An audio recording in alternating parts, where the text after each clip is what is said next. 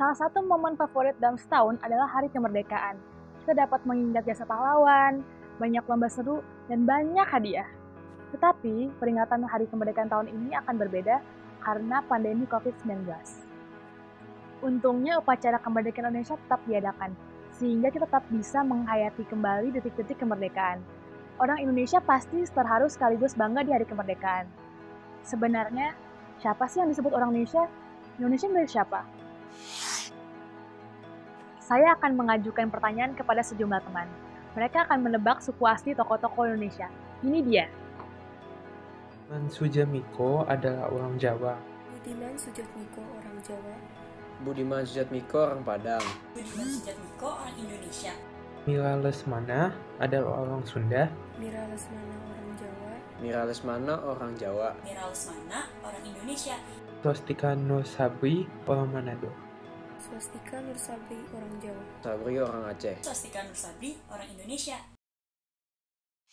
Untuk menjawab pertanyaan siapa yang sebenarnya disebut orang Indonesia, saya akan bertanya kepada Profesor Helawati Sudoyo.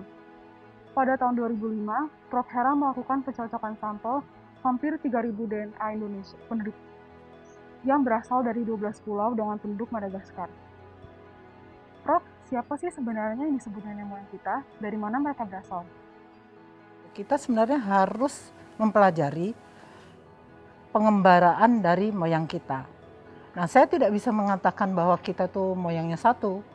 Karena apa? Karena pengembaraan dari beberapa leluhur itu melalui beberapa gelombang. Jadi baru nanti kita setelah kita bicara mengenai gelombang migrasi, baru kita bisa tahu, oh yang manusia Indonesia itu siapa sih? Kenapa Nusantara disebut Silang Nusantara? Apa dampaknya? Nusantara itu sangat penting untuk populasi global. Karena apa? Karena dia adalah tempat di mana betul-betul persilangan pengembaraan leluhur kita.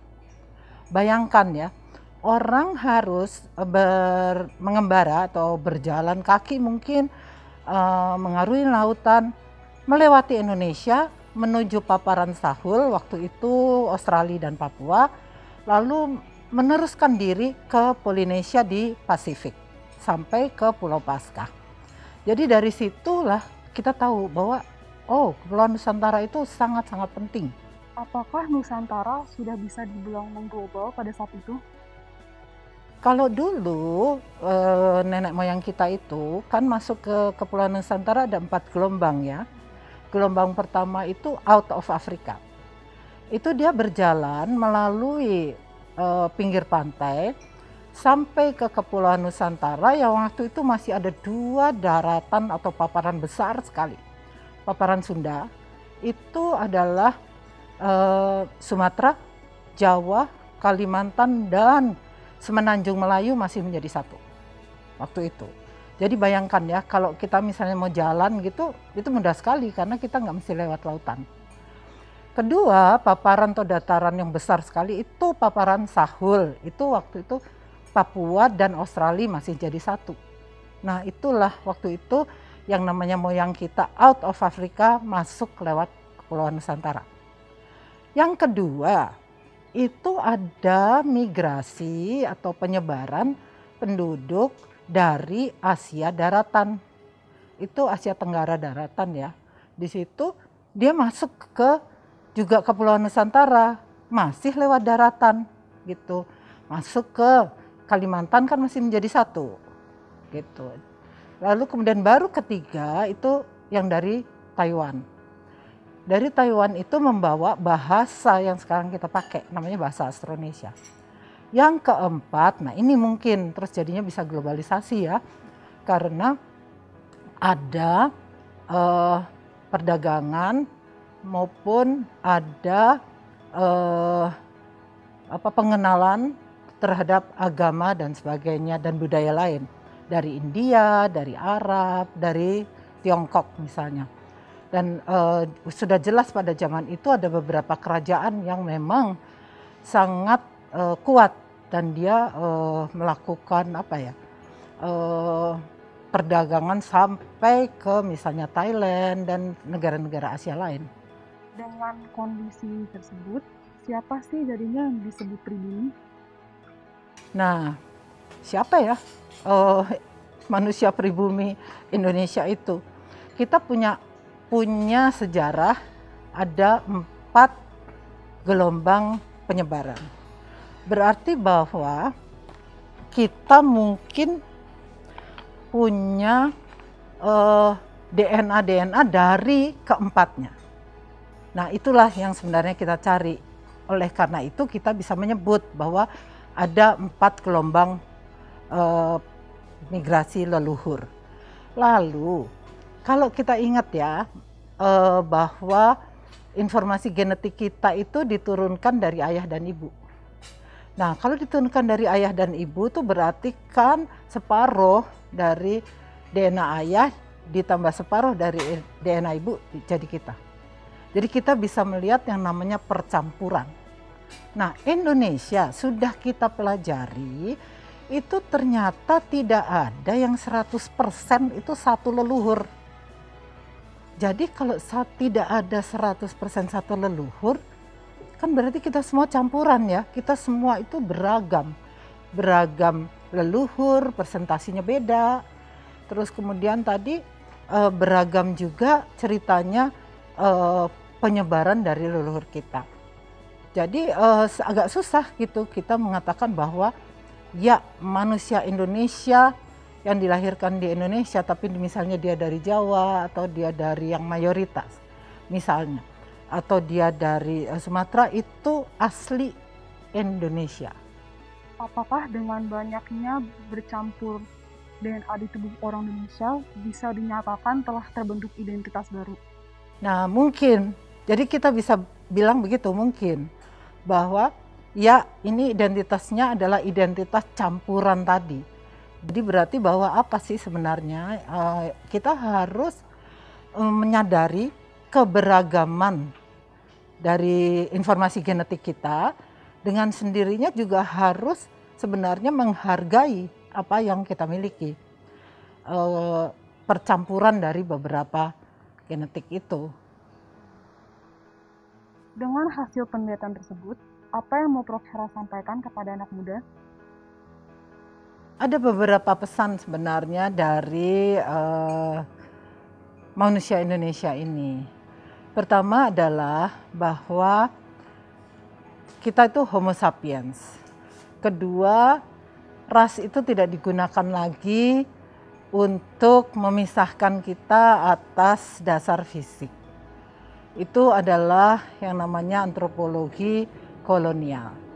Ketiga, karena kita beragam dari hasil pemeriksaan genetika itu, kita juga bercampur, maka tidak ada sebenarnya yang 100% itu murni. Dan itu semuanya sebenarnya harus kita hargai. Jadi kalau kita bilang bahwa Bhinneka Tunggal Ika, unity and diversity, di genetik juga sama. Ada Bhinneka Tunggal Ika. Aneka gen, satu Indonesia. Penasaran dengan jawabannya? Berdasarkan hasil penelitian lembaga Eijkman, ini jawabannya.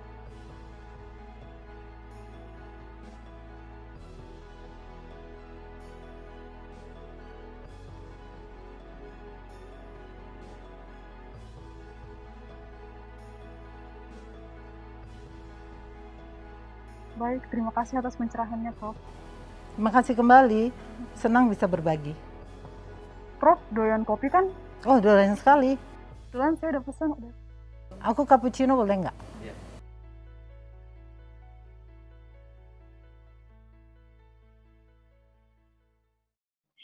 "17 Agustus tahun 45, itulah hari kemerdekaan kita."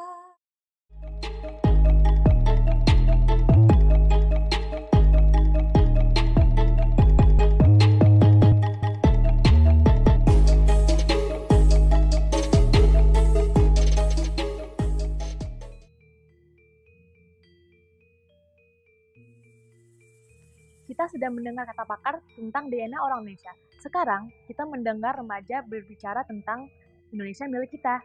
Rekan saya Dati sedang ngobrol asik bersama Tiara Idol. Halo, nama saya Arundati Adifa dari Melting Pot Community. Hari ini kita akan berbincang dengan Tiara, runner-up Indonesian Idol 2019-2020. Aku baca dan aku mengerti betapa merindu. Lantas pede suara aku berdiri. Ku beranikan diri untuk memulainya. Tapi mengapa bibi? Halo Kak Tiara, apa kabar? Bagaimana kegiatan sehari-hari? Apakah ada hambatan selama pandemi COVID-19 ini? Bagaimana karir dan sekolahnya?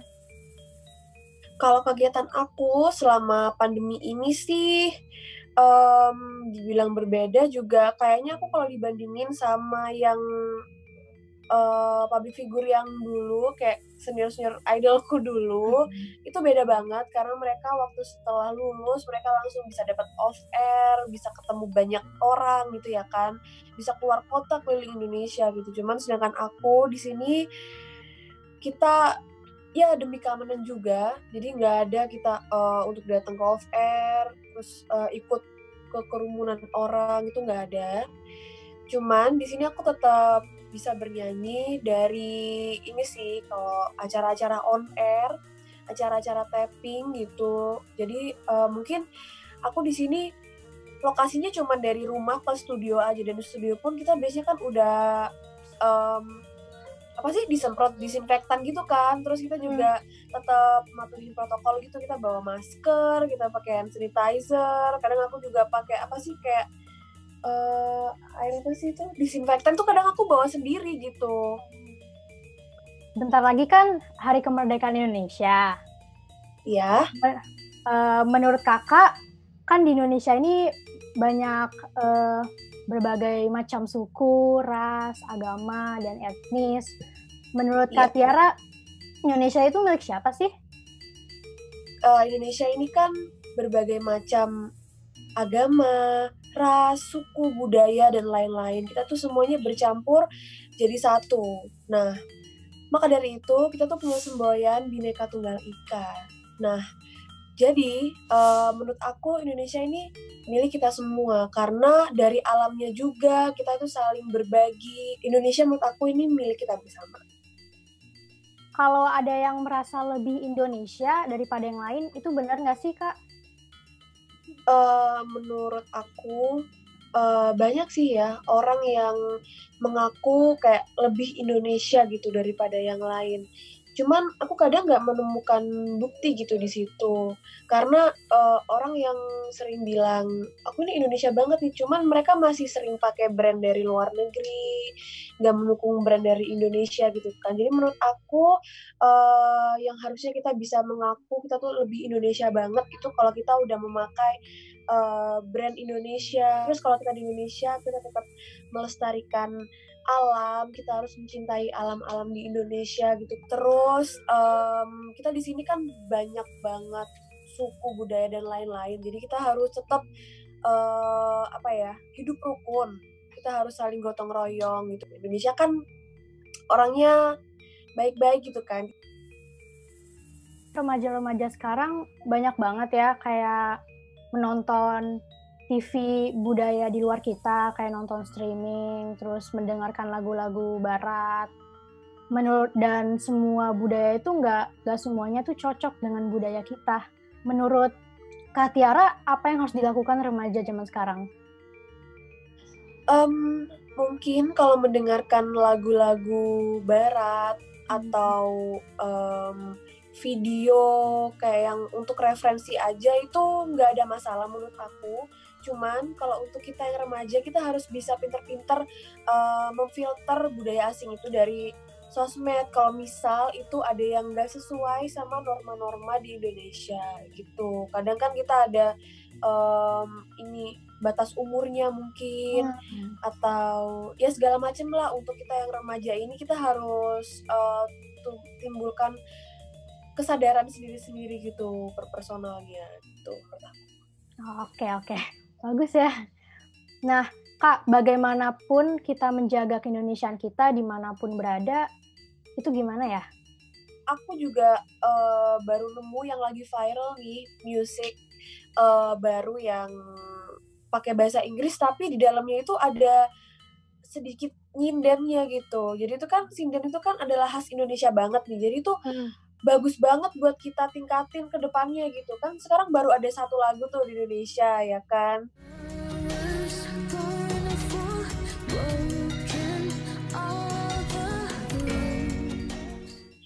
Mungkin kedepannya yang konten kreator di Indonesia bisa bikin yang seperti itu juga gitu, tetap melestarikan Indonesia. Contohnya juga Kak Agnes, walaupun dia sudah di luar negeri, go internasional, tapi video klip dia masih menggunakan batik gitu. Jadi aku benar-benar bangga gitu loh ngelihatnya gitu kan sebagai orang Indonesia. Zaman sekarang kan banyak banget nih kayak isu rasisme, tidak menghargai perbedaan di Indonesia. Menurut kakak, sikap yang harus kita lakuin tuh apa sih terhadap keberagaman yang ada di Indonesia? Rasis itu namanya juga rasis itu udah nggak boleh banget ya. Karena di Indonesia ini kita beragam, nggak cuma di Indonesia, di luar pun juga orang tuh beda-beda gitu ya kan. Jadi karena kita ini Indonesia adalah satu gitu kan, Bhinneka Tunggal Ika, berbeda-beda tapi tetap satu jua. Jadi kita itu harus bisa melestarikan keberagaman suku, budaya, bahasa, agama di Indonesia gitu. Salah satunya dengan dikenalkan budaya-budaya Indonesia. Kayak misal kita nanti punya anak atau punya adik, kita itu harus kenalkan mereka pakai dari budaya-budaya Indonesia. Misal sekolah kita harus ikuti tari tradisional mungkin, ekstrakurikulernya. Dan ya pokoknya usaha kita yang lebih tua mungkin untuk junior-junior kita nanti, kita kasih tahu budaya Indonesia tuh kayak gimana. Pokoknya kita usahakan untuk mengenalkan budaya Indonesia. Pesan kakak terhadap seluruh anak remaja Indonesia apa sih? Apa yang ingin kakak sampaikan kepada anak muda zaman sekarang? Yang mau aku sampaikan buat anak muda sekarang ini, anak milenial gitu ya kan, kan anak milenial gitu, kakak juga. Jadi jangan sampai luntur ya Indonesianya. Kita harus tetap cinta tanah air, cinta Indonesia, dan nilai yang bisa kita ambil dari pejuang-pejuang zaman dahulu itu semangat berjuangnya. Kayak waktu kemarin aku ikut suatu ajang pencarian bakat gitu kan, aku menerapkan itu gitu. Aku semangat berjuang demi apa yang aku mau gitu. Berarti kakak setuju nih ya kalau misalnya Indonesia tuh milik semua, milik kita, nggak cuma milik satu suku, satu ras. Setuju banget dong. Nah makanya ini aku mau ngajak kalian untuk nyanyi bareng, atau enggak aku aja deh yang nyanyi, kalian dengerin ya. Buat Indonesia kita, oke? 17 Agustus tahun 45, itulah hari kemerdekaan kita. Yeay, Dirgahayu Indonesiaku yang ke-75.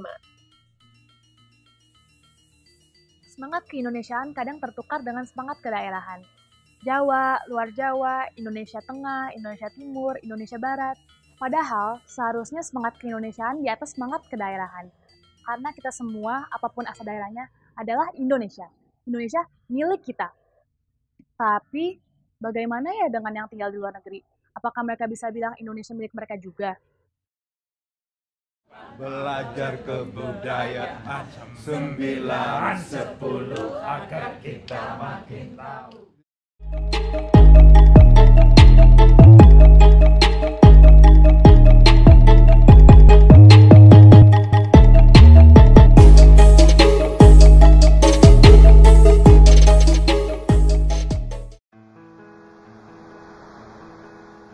Halo, saya Lea dari Melting Pot Community. Hari ini saya akan membahas tentang diaspora.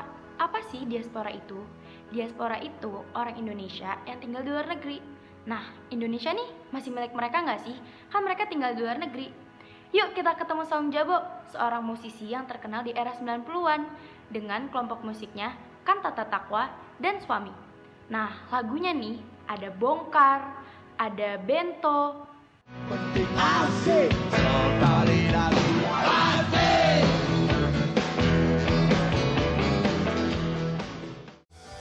Oh oh ya, oh ya, oh ya, bongkar. Oh oh ya, oh ya. Dio!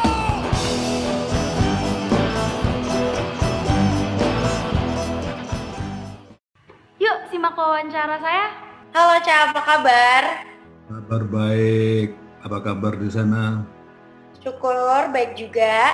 Oke, jadi Ca kan sekarang tinggal di luar negeri nih. Apa aja sih kegiatannya selama di sana? Ya paling makan sama menghitung harapan kapan bisa terbang kembali walaupun itu berkunjung ke Indonesia, belum tahu.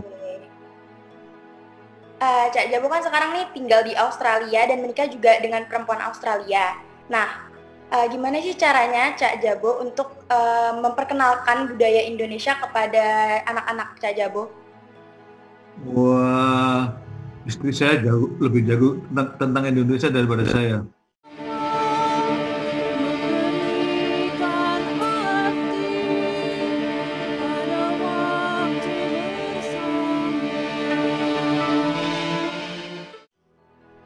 Dia sebelum kenal aja sudah sering ke Indonesia, terus kuliah tentang Indonesia, belajar wayang kulit. Jadi sudah jauh lebih dulu kenal Indonesia. Nah, ya tentu saja anak kita ajarin mengenal Indonesia dengan cara yang santai lah, mungkin lewat makanan mungkin pertama. Cak Jabo juga ngajarin kesenian Indonesia nggak ke anak-anaknya? Ya kita ajarin, kita nggak rutin banget, tapi kita ada hal penting kita ajarkan, kita jelaskan. Oh, wayang orang tuh kayak gini nih, kayaknya dari Jogja, ini dari Bali, ini dari Jawa Barat. Dikenalkan lewat gitu dulu. Terus ada tari-tarian, terus lagu-lagu Indonesia kita kenalkan. Dan ya kita tidak bisa langsung disuapin langsung kenyang gitu, nggak bisa. Jadi harus pelan-pelan dan ya tetap setiap hari kita ngomong bahasa Indonesia di rumah. Jadi diperkenalkan lewat cara yang santai aja lah, nggak usah formal. Ya itu salah satu caranya. Oke, Cak Jabo masih sering pulang ke Indonesia. Itu kalau pulang ke Indonesia juga sama keluarganya atau enggak? Atau sendiri aja? Kadang-kadang sendiri, kadang-kadang dengan keluarga. Kadang-kadang karena ada kerjaan di Indonesia, kadang-kadang ada kerjaan di sini. Sini kan kadang-kadang saya berteater dengan orang-orang Australia, memperkenalkan Indonesia lewat teater, lewat musik. Belajar kebudayaan 9-10 agar kita makin tahu. Itulah yang saya kerjakan di sini. Keren banget ya. Oh ya, Cak Jabo waktu ngajarin anak-anaknya dan keluarganya tentang budaya Indonesia, ada nggak sih momen berkesan? Ya, paling berkesan ya mereka bisa ngikutin gerakan tarian. Yang penting mereka enjoy ya. Mereka tanpa dipaksa sudah menyenanginya gitu. Dan kita juga tidak bisa memaksa untuk harus belajar. Karena kan banyak juga tugas sekolah yang lain. Iya. Yang lain ada kesibukan yang lain, olahraga segala macam. Jadi ya nggak khusus, santai aja di rumah, setiap hari ketemu kok. Waktu ngajarin anak-anaknya nih, siapa yang paling sering ngajarin? Cak Jabo atau istrinya? Dua-duanya. Karena istri saya kan bisa menjelaskan pelajaran tentang pengalaman dia, tentang lebih tepat ya, karena sebagai latar belakang Australia, Inggris, dia masuk ke Indonesia. Jadi kan punya cara adaptasinya dulu bagaimana, itu pengalaman yang sangat mahal yang bisa ditularkan pada anak-anak saya, anak-anak kami lah. Kalau saya kan ya dari Indonesia udah jelas memberi gambaran tentang Indonesia versi orang Indonesia. Kan ini versi orang Australia yang bisa melihat dari jarak dekat, jarak jauh, bisa menganalisa. Kalau kita yang menjalaninya, yang di Indonesia yang menjalankan sebagai warga Indonesia.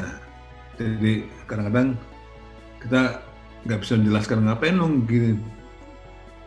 Oh ya pokoknya tahunya dari kecil aku begitu kok. Nah dari orang sisi pandang dari Australia, orang Barat mungkin dianalisa. Untuk gitu kenapa ya? Ya gitu. Jadi beruntung dua-duanya, anak saya yang dua-duanya tertarik juga belajar tentang kesenian Indonesia. Yang perempuan belajar tari Saman Aceh, tari Jaipong. Terus anak saya yang laki senang melukis. Jadi nggak begitu repot. Ya beruntunglah kami. Cak Jabo, ada nggak sih pesan-pesan Cak Jabo nih untuk anak-anak Indonesia yang diwariskan banyak suku, banyak bangsa, terus ras? Ada nggak yang mau disampaikan ke mereka? Apa ya, saya kan bisa melihat perkembangan di Indonesia lewat kacamata mungkin agak jauh karena kadang-kadang tinggal di Australia, jadi ngeliatnya dia masih, saya tinggalnya di Jogja kan, jadi bisa ngelihat perkembangan anak-anak Indonesia yang di Jogja masih bagus tuh. Ya tentu saja pengaruh budaya dari Barat ada sedikit mempengaruhi, tapi latar belakang kulturnya sendiri masih kuat. Jadi terjadi dialog budaya. Ini penting. Dialog budaya penting. Karena ya kalau nggak ada ruang yang diciptakan untuk berdialog, nanti takutnya cuman menurut saya begini, tapi tidak mengalaminya. Cuma menurut saya, menurut pandangan saya, cuma menurut aja, jadi berkira-kira aja, tidak mengalaminya, tidak menjalankannya, tidak ada pengalamannya perkara itu. Jadi penting buat anak-anak generasi, saya kurang suka nyebut generasi penerus ya. Saya lebih suka generasi pencetus, yang mencetuskan gagasan-gagasan baru. Kalau nerusin generasi penerus, nerusin yang mana nih? Nanti nerusin yang salah lagi. Ya generasi pencetus gagasan-gagasan baru. Saya tidak meragukan bahwa sedang terjadi proses asimilasi antar pengaruh dan yang asli. Itulah. Terima kasih Cak Jabo. Sama-sama.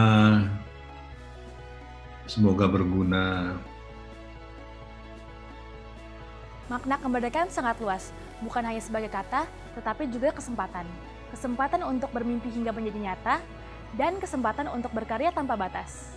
Di usia negeri yang ke-75, sudah saatnya untuk fokus menyatukan keberagaman, berkolaborasi untuk memperkenalkan jati diri Indonesia ke seluruh dunia. Dirgahayu ke-75 Republik Indonesia. Indonesia milik kita.